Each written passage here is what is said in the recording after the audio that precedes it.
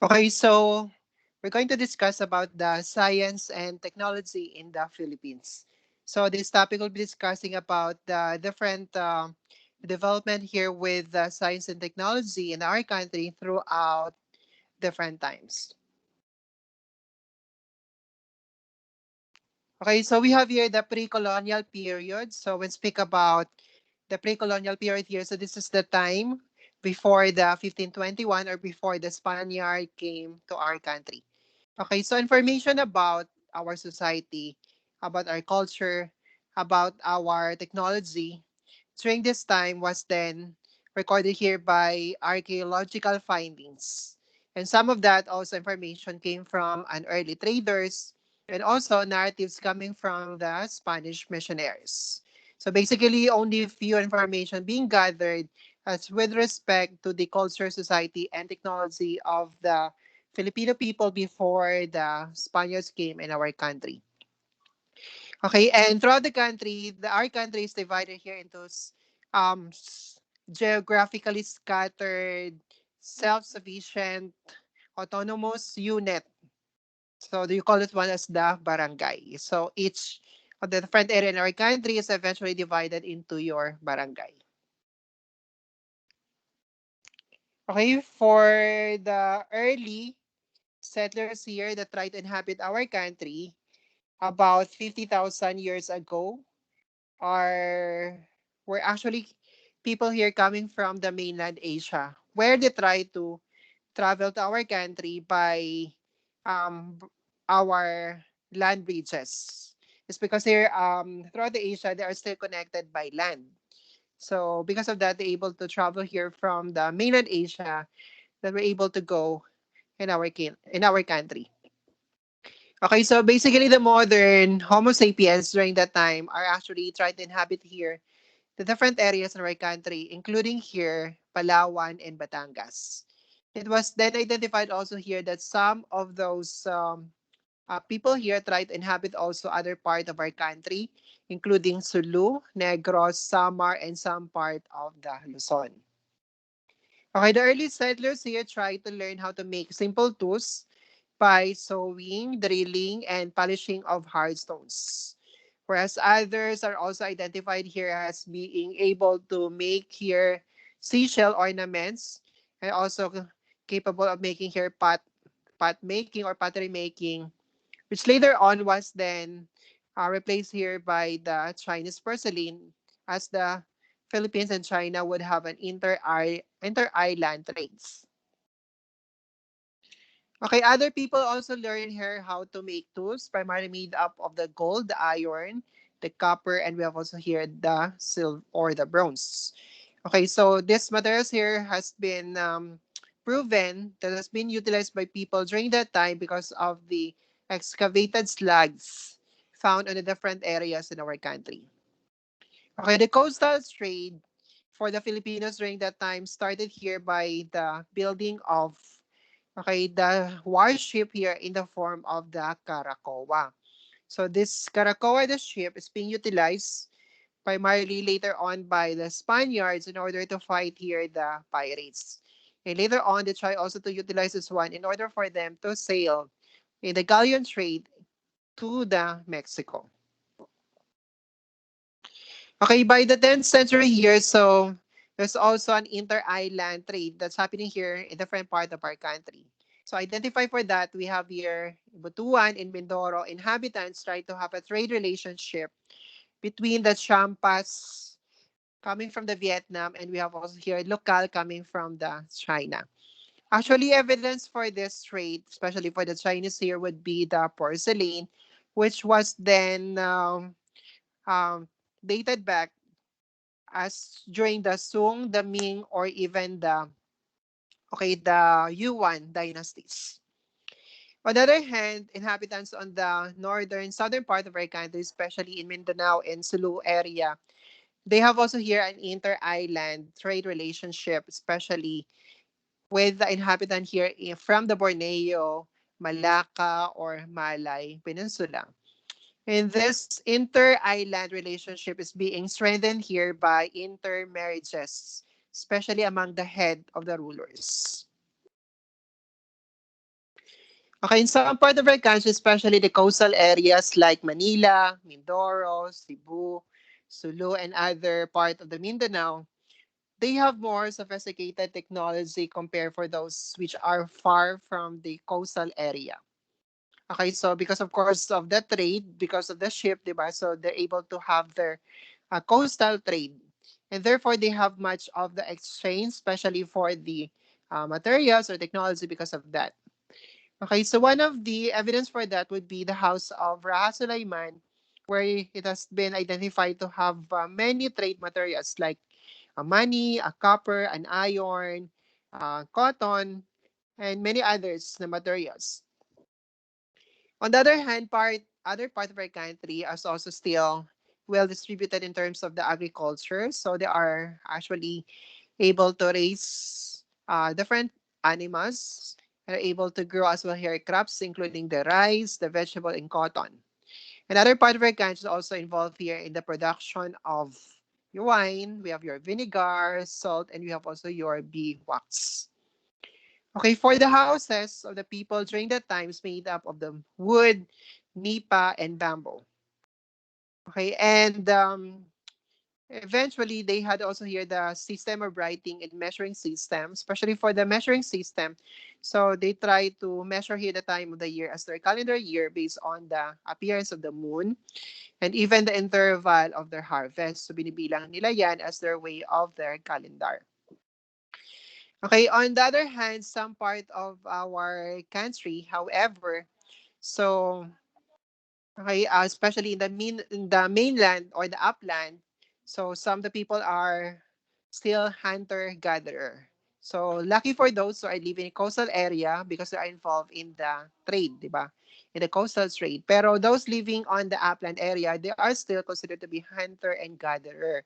So most likely they just exchange their products in the lowland for some of the products which has been gotten here from the trade from other countries.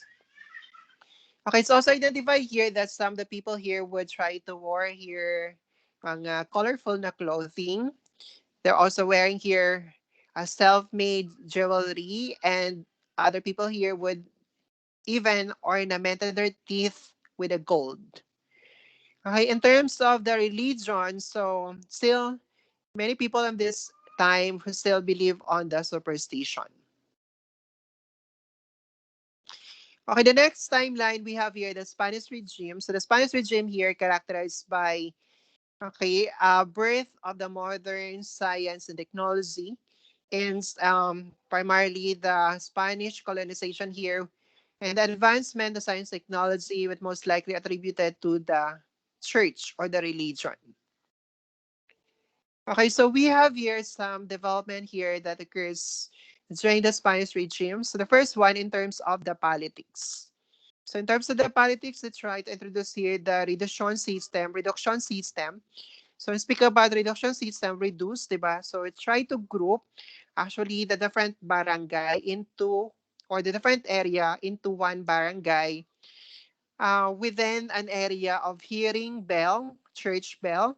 So mean to say kung ang area nyo ay nakakarinig ng church bell, then you belong to one barangay.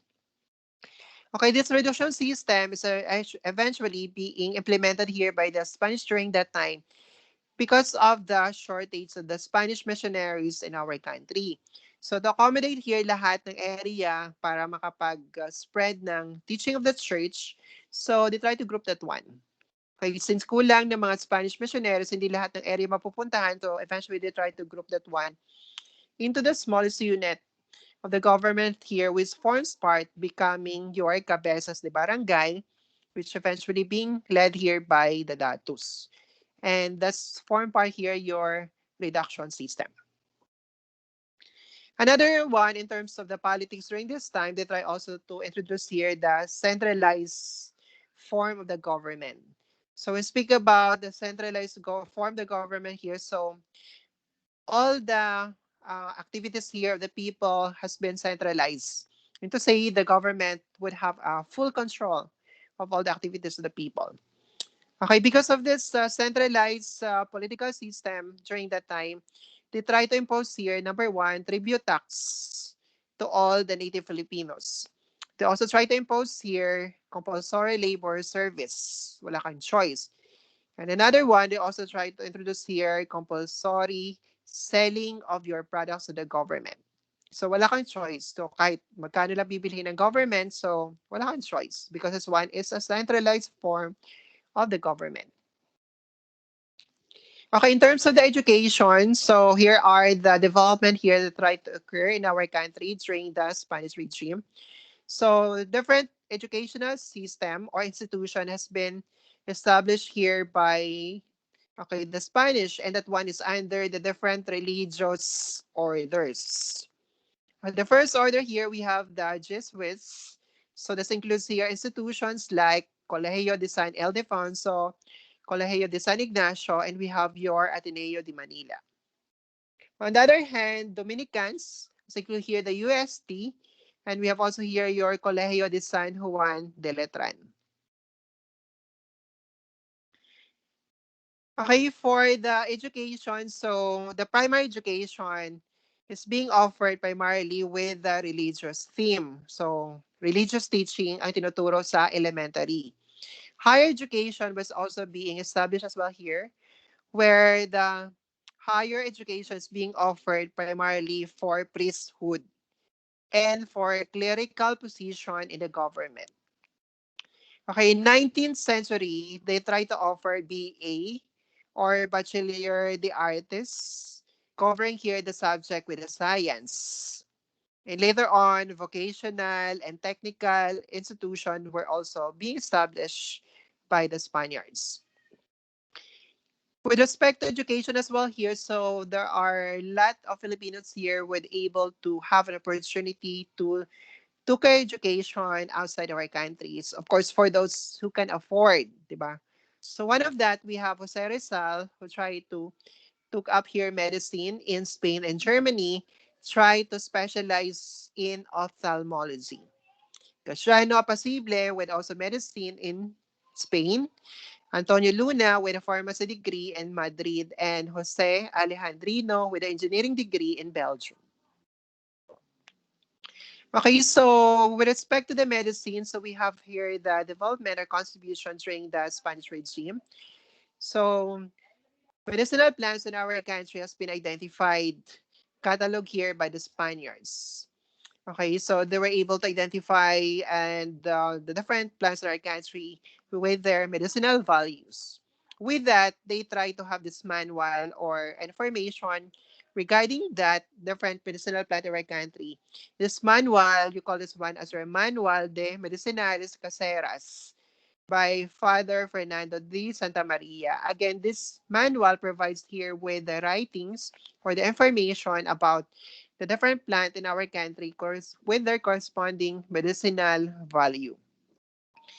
And in 1871, the USD tried to open here or offered medicine and pharmacy, which later on, their first graduate is Leon Maria Guerrero, which we consider this one as the father of the Philippine pharmacy because of his contribution with the pharmacy education in our country during that time.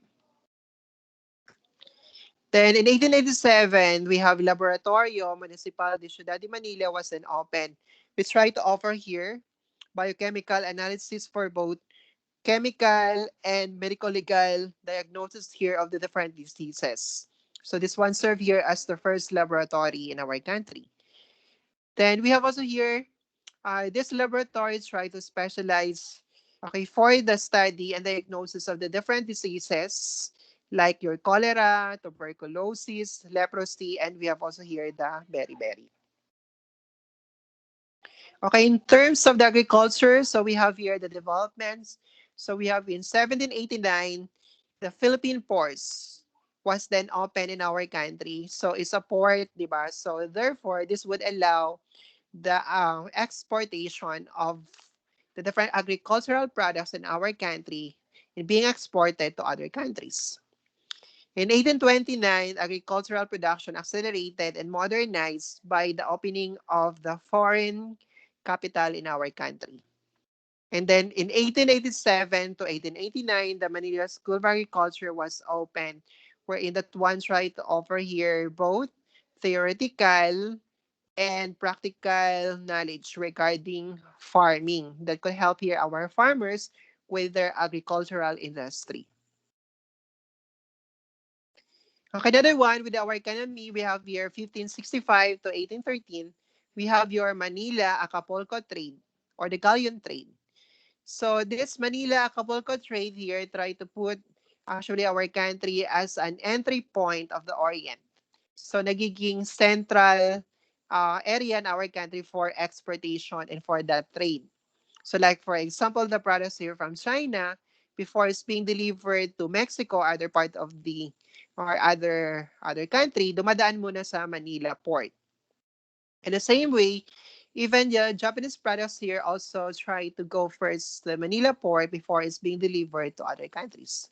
And therefore, nagiging central area. So, ganun siya kasiglang kalakaran because of this galleon trade, your Manila Acapulco trade in our country during that time.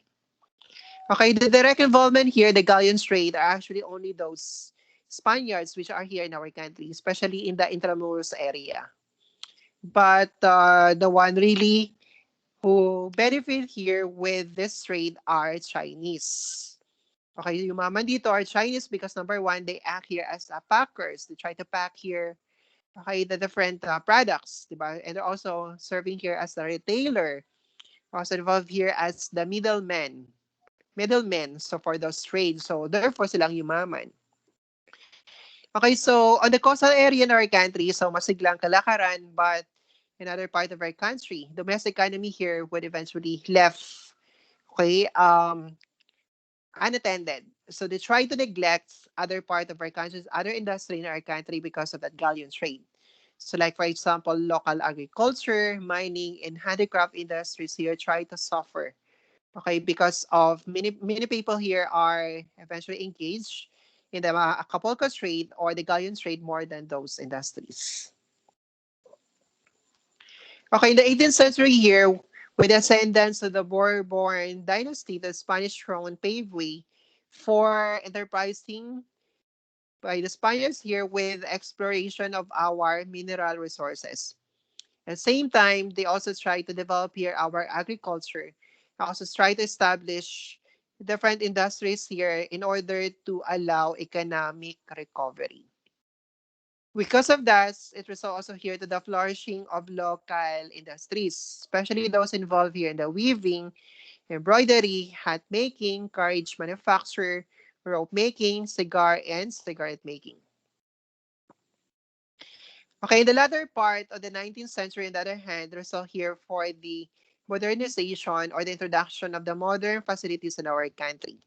This includes here the waterworks system, you have your steam, tramways, electric lights, so gumagamit na tayo ng electric lights, we have also newspapers, and of course here the banking system. So therefore, our economic development will describe this one during the Spanish time as uneven. So merong mga yumayaman, so may mga naghihirap lalo. Okay, the next one, we have your American regime. So American regime characterized here by a rapid advancement of the science and technology. Okay, so it's a rapid advancement here, the science and technologies, because they give more importance with our educational system. Okay, so among this one, contributing factor here for the advancement with the science technology are the following. Number one, okay, they are encouraging here and support, especially for the opening of the public education system. So that would allow here education, which is a free education for all. Another one is support for the advancement of science and technology. They are also giving scholarship grants here, with especially on the areas of science and engineering. Another one, we have here the establishment of the different science-based agencies or organization would help here with the flagship of the development of the promotion of the science and technology in our country. So there are different agencies which eventually try to work for the advancement.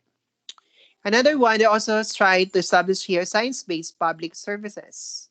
Okay, that can help here with the dissemination information as with the science and engineering, science technology development in our country. Okay, so among the activities here during that time, number one, we have your secularized public education. Then the primary education here was then opened with the establishment of the Department of Instruction. So ito ang Department of Instruction. This is equivalent to your TRED or the Department of Education currently. Department of Instruction was established here primarily uh, catering here for the implementation of the primary or offering of the primary education. Okay, wherein the primary education is being offered with an English as their medium of instruction. Okay, then we have here the Philippine Normal College or the Philippine Normal School, which today that's your Philippine Normal University, Philippine Normal College. Okay, so that one is being established here to help our teachers, our instructors to get a better education in order for them to be trained on delivering here quality education to our students or to the students during that time. In 1902, on the other hand, secondary education was opened. Okay, followed here by the establishment of technical professional institution, which eventually became a multidisciplinary University of the Philippines campus. Okay, some of Filipino people here or students will have an advanced training abroad. They are sent abroad to have here an advanced training for the different field, especially for the science and technology, which later on, after they have already their degree, because as a product of their training, it results here to the replacement of the foreign faculty member in our country.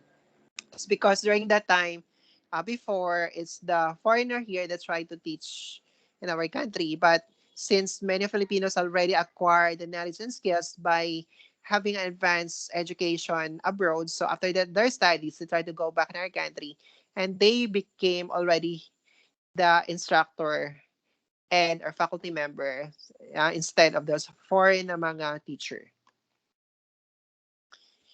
Okay, then we have also here the Philippine Commission through an act or a decree or a law which try to provide here financial support for those na mga deserving secondary students, high school students, where they can have their education abroad in the following areas. So teaching, engineering, medical, and law courses. So they try to offer scholarship if you wanted to study abroad. Okay, that's for free. And that's one is being provided here because of the law or an act which is initiated here by the Philippine Commission. However, in exchange for the free education abroad, you go back in our country and try to render service. Okay, after which the demand here for professional education or higher education try to increase until such time na hindi na kinakaya ng University of the Philippines, which eventually give rise here to the opening of the private education. So dati, di ba, public education lang, pero nang lumaki ang demand, so hindi na kaya ng University of the Philippines, so they try to thought here of opening the private education or private school in order for that to cater the demand with the educational system in our country. It was then materialized through the Private School Act of 1917. Okay, but this Private School Act of 1917, again, this one tried to establish here or try to recognize the establishment or the offering of the private institution that we're going to cater here for the educational needs of the people during that time. But still, even this one is a Private School Act, it's still under your Bureau of Education pa din siya or Bureau of Public Education pa din ang namamahala dito with respect, for example, here for all the undertakings of the private school. So make sure here that the private schools try to offer a quality education. It's still under the Bureau of the Public Education, and at the same time, it's actually being supervised here by the superintendent, assistant superintendent, and two supervisors coming from the Bureau of the Public Education. Okay, then after which, let's try to establish here the Office of the Private Education. So again, instead of the Bureau of the Public Education, Public Instruction, okay, so nag-establish sila ng Office of the Private Education, which eventually, ito ng Office of the Private Education is the one that tried to supervise here all the private school in our country during the time. Okay, to try to check here all the private school here with respect to their physical facilities, their equipments, their faculty, and of course their administrative regulations. Again, all of that's being checked to ensure here that the education being offered by the private school here is also a quality education. Okay, then next we have here the Bureau of the Government Laboratories, which is considered here to be the national or the government laboratory. We try to cater here for all, especially for respect here with the undertakings regarding the research with the science and technology, which was then this Bureau of Government Laboratories in 1901 was replaced or was renamed as the Bureau of Science. Again, this is the facility or this is an agency which tried to spearhead here our concerns regarding research, and we try to tackle here about the different development here and advancement with respect to the development of the science and technology in our country, especially for the research part of our country.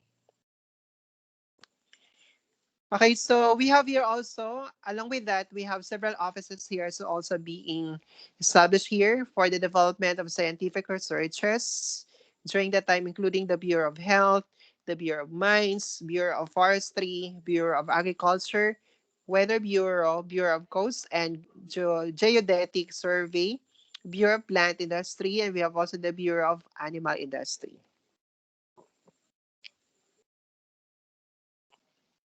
Okay, 1933, on the other hand, so we have here the National Research Council of the Philippine Islands was established. Okay, so this is an agency which try to help here promote for the science research in our country. So again, they try to give importance here with the contribution of the science development, especially for the economic growth in our country. And with that, it led to the establishment of the National Research Council of the Philippine Islands in 1933.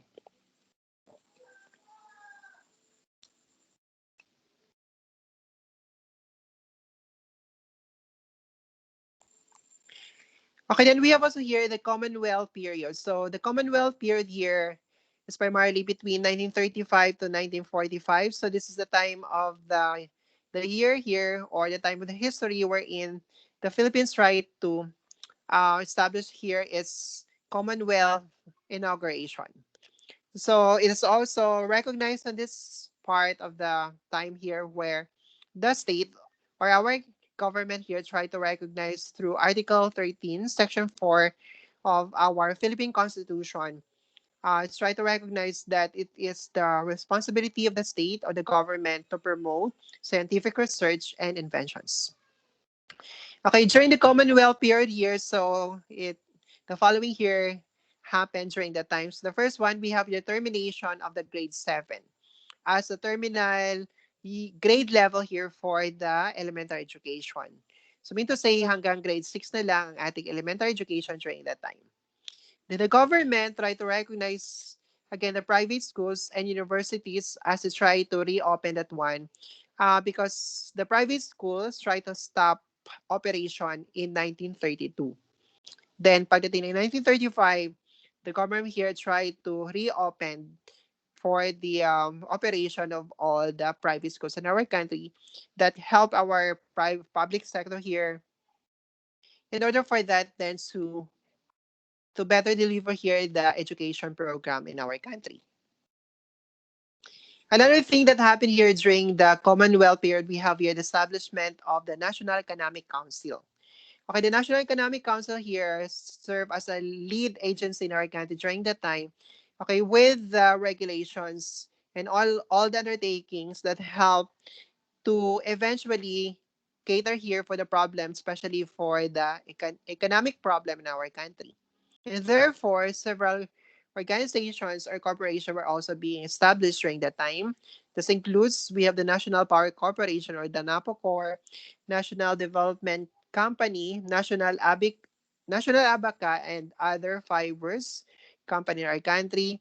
We have also the Bureau of Mines, We have also the Bureau of Science, Plant, and Animal Industry. We're also part of the establishment, new established organization during that time or agency. Okay, so towards the end of the Commonwealth period here, so despite the efforts of the government in uplifting here the education program in our country with also gearing about the development of science and technology in our country, unfortunately, nagkaroon ng Japanese War, and because of that, many establishment in our country, especially those na mga agencies, has been destroyed because of the war. And therefore, it just put into waste ang lahat ng effort with respect here to the development of our country in terms of the science and technology because nasira lang siya ng war. Okay, now we have the period after our independence. That's 1946 and thereafter.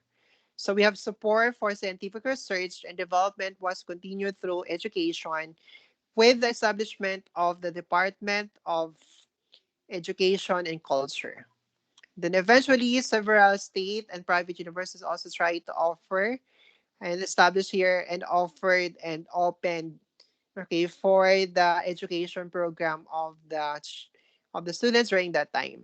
And therefore, it lead here to the increase in the number of the students who are able to graduate with the different degrees. But unfortunately, madami nakagraduate, but there's only a small proportion of that or portion of those have graduated are interested or in the field of teaching agriculture, science, and engineering. So parang hindi na-align ang agenda ng ating country with the science and technology because those courses related to science, agriculture, engineering, konti lang kumukuha. Bakit konti lang kumukuha? Because number one, because of employment, low employment opportunity. So wala masyadong mapagtrabahuhan thereafter. So bakit ka kukuha ng ganyang courses?